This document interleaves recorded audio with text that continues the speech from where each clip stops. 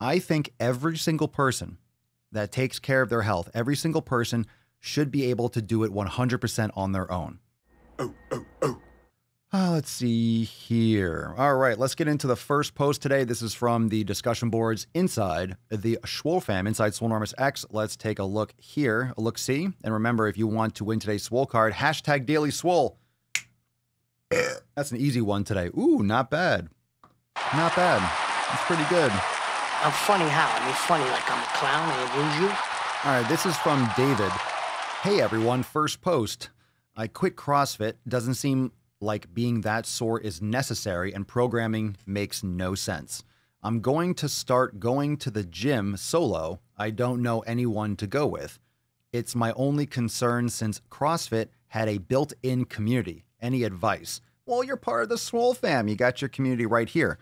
Okay, so let's get into this a little bit. Let's go a little bit, aside from obviously you're part of the Swole fam. Obviously, you got some awesome community here. You mean your in-person community.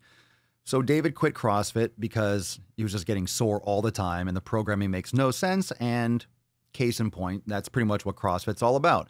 It's random shit. It's pretty much random shit. Now, that being said, because CrossFit is such a shotgun blasted, ramped up, marketed brand, the quality isn't consistent across the country. So I will say there are people that do CrossFit or own CrossFit gyms. I'm not going to call it a fucking box. It's a gym. Okay, they own CrossFit studios, and they know what they're doing. They know programming. They know how to ramp things up. But you know, essentially at its core, CrossFit is random activity and random exercise, and it's more about being a jack of all trades, master of none. However, there are ways to make it better programmed than others. But for most people, especially entry level, it's not really the best approach. However, a lot of people get great success, which is why it's popular. But the most fundamental reason why people love CrossFit is the same reason why the Swole fam is so powerful. It's because community. We're human beings. We love to connect and we love to be around people that have, of course, similar mindsets and similar approaches and that are fucking focused on the same thing. So it's about community. It's pillar number one, right?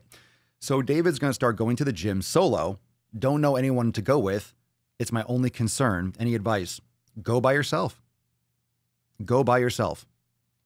Okay?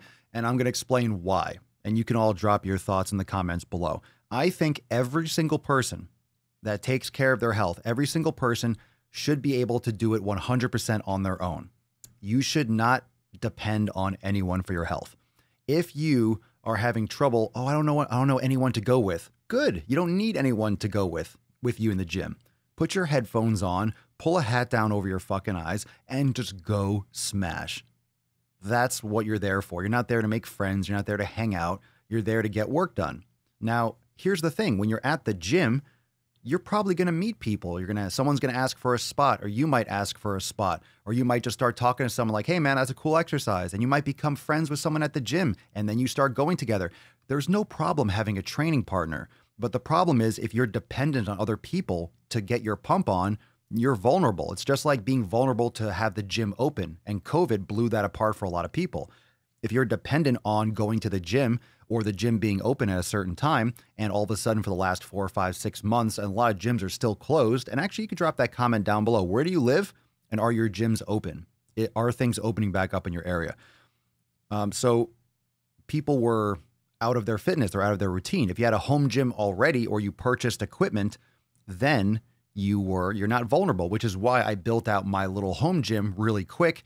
So I would mitigate my vulnerability to not getting my pump on, to not keeping my results and not progressing in different ways. Of course, I've said this many times, I don't have a barbell, I don't have a whole squat rack, but I do have a ton of kettlebells and I have heavy dumbbells, the power blocks. So my exercise selection has changed, but my physique, my mobility, my strength has improved in so many ways because I've been doing super heavy kettlebell training and I've opened up a lot of new skills and adaptations from this situation. But you don't want to be vulnerable. If you're depending on someone else to get your pump on, then you're always susceptible to them not being able to make it, and then you pass off or you cancel or you delay and I'll go tomorrow. Hey, I can't make it. Let's do legs tomorrow. Okay, dude. And then you just skip the gym because someone else can't make it. Fuck that shit.